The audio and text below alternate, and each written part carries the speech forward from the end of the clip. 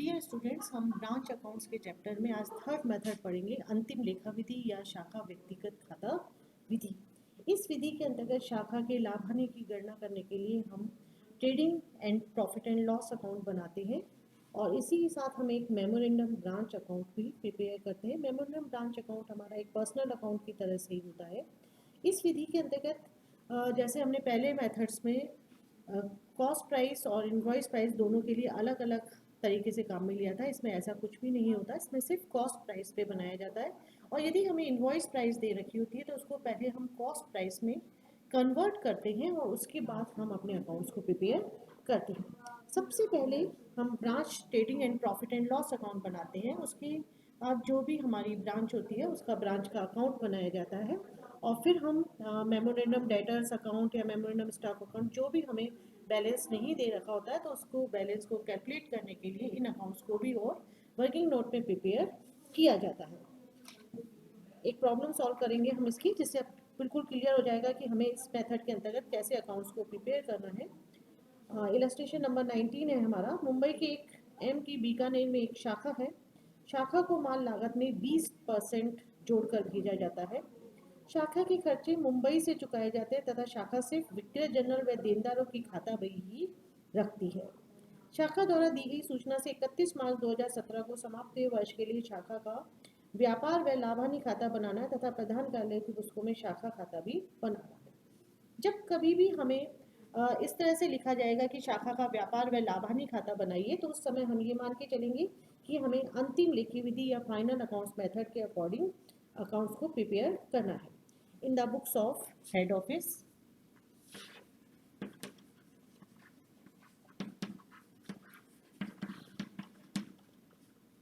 Branch trading and profit and loss account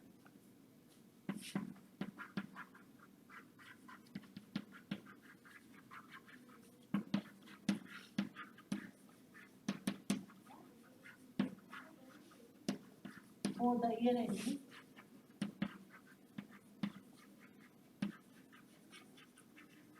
31st March 2017।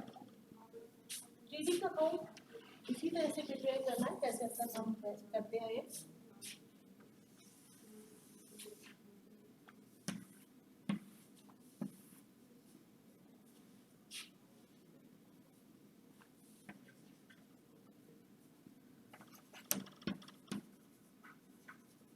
Amount rupees, particulars,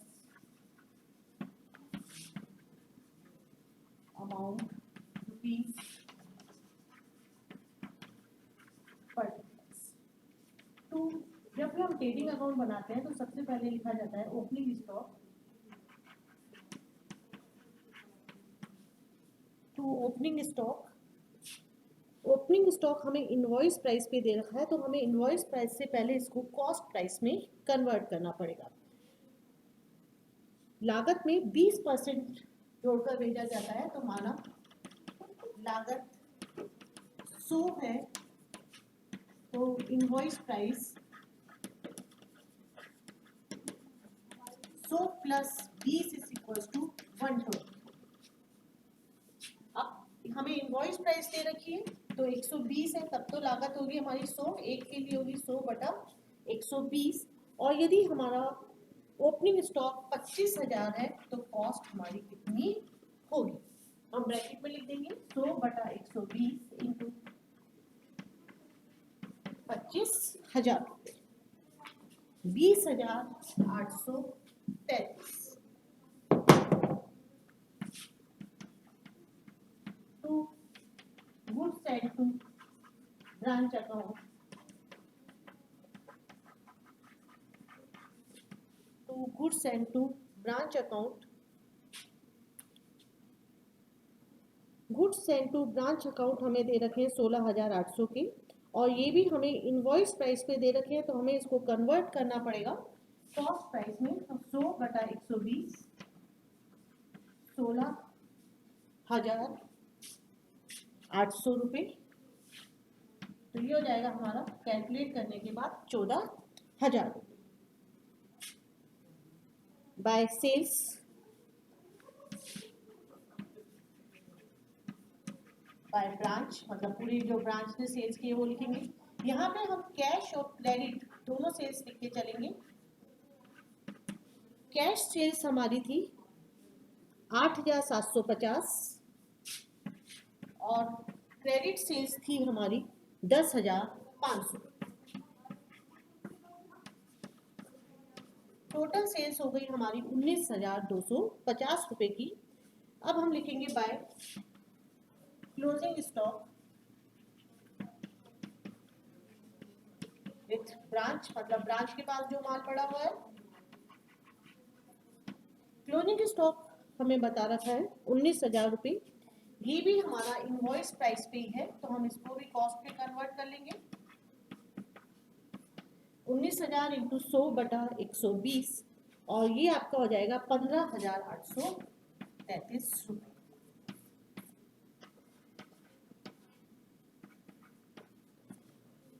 और हम अब निकाल लेंगे gross profit. To gross profit carry down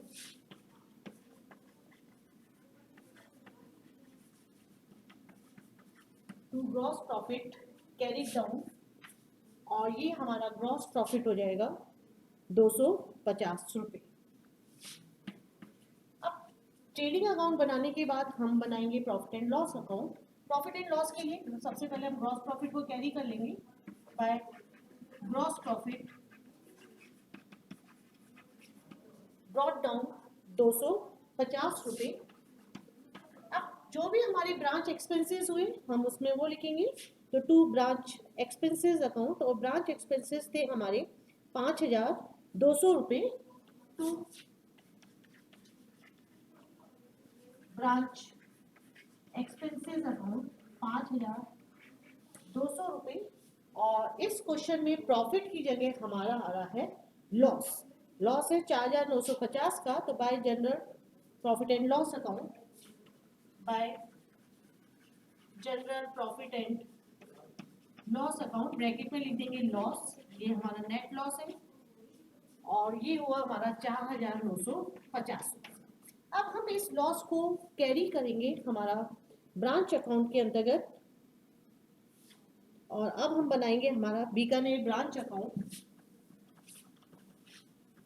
और साथ ही साथ हम डेटर्स अकाउंट भी बनाएंगे क्योंकि हमें क्लोजिंग डेटर्स क्वेश्चन में यही गिवन है।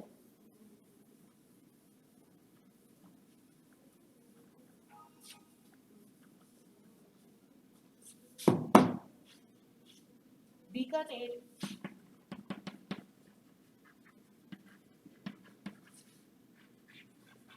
Branch account. Bikaner branch account के लिए सबसे पहले हम लेकर आएंगे टू बैलेंस ब्रॉट डाउन, मतलब ओपनिंग बैलेंस आपका टू बैलेंस ब्रॉट डाउन, ये हमारा ओपनिंग बैलेंस होगा। ओपनिंग स्टॉक भी लिखेंगे इसमें हम, और ओपनिंग डेटर्स भी आएंगे हमारे। Opening stock and opening debtors हम दोनों लिख के चलेंगे। ओपनिंग स्टॉक था 20,833 का, ये हमने कॉस्ट प्राइस पे लेंगे, यहाँ पर भी इनवॉइस प्राइस पे कुछ भी नहीं लिया जाएगा। और ब्रांच डेटर्स के लिए हमें ओपनिंग बैलेंस क्वेश्चन में नहीं दे रखा, तो वो हमें कैलकुलेट करना पड़ेगा। इसी के साथ हम बना लेंगे वर्किंग नोट में memorandum branch debtors account.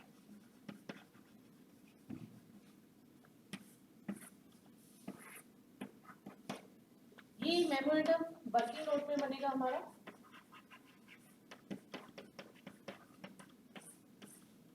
To balance brought down to credit sales, और क्रेडिट सेल्स थी हमारी 10,500।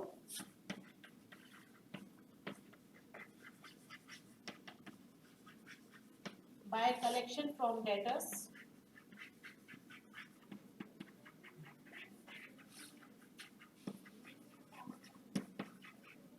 बाय कलेक्शन फ्रॉम डेटर्स, और हमने कलेक्ट किया था 11,950।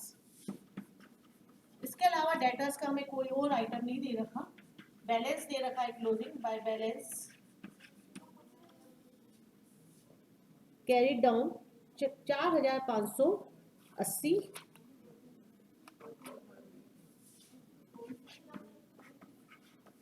अब हमारा इसकी सहायता से आ गया ओपनिंग बैलेंस। ये हमारी एक बैलेंसिंग फिगर कहलाएगी 6030 रुपये।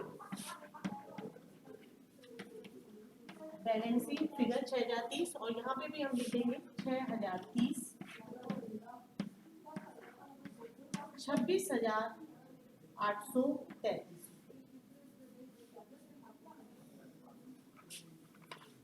To goods and to branch account,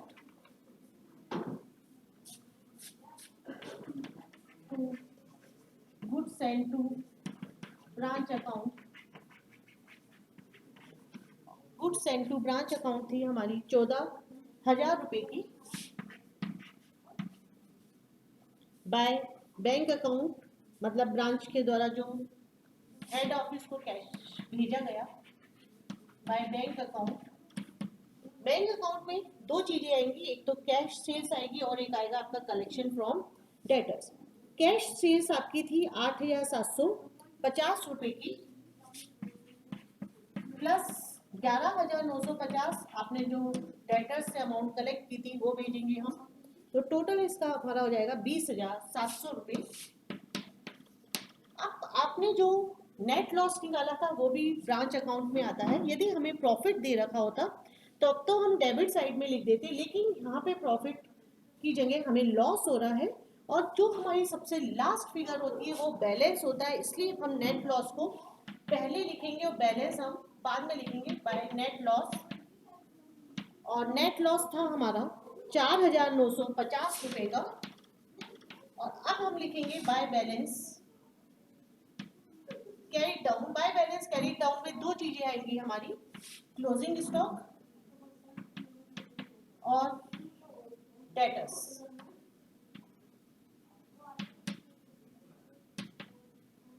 closing debtors थे हमारे 4,580 रुपये की, और क्लोजिंग स्टॉक था हमारा 19,000 का था क्लोजिंग स्टॉक। ये इनवॉइस प्राइस में था, लेकिन हमारी इसकी कॉस्ट प्राइस थी 15,833 रुपये।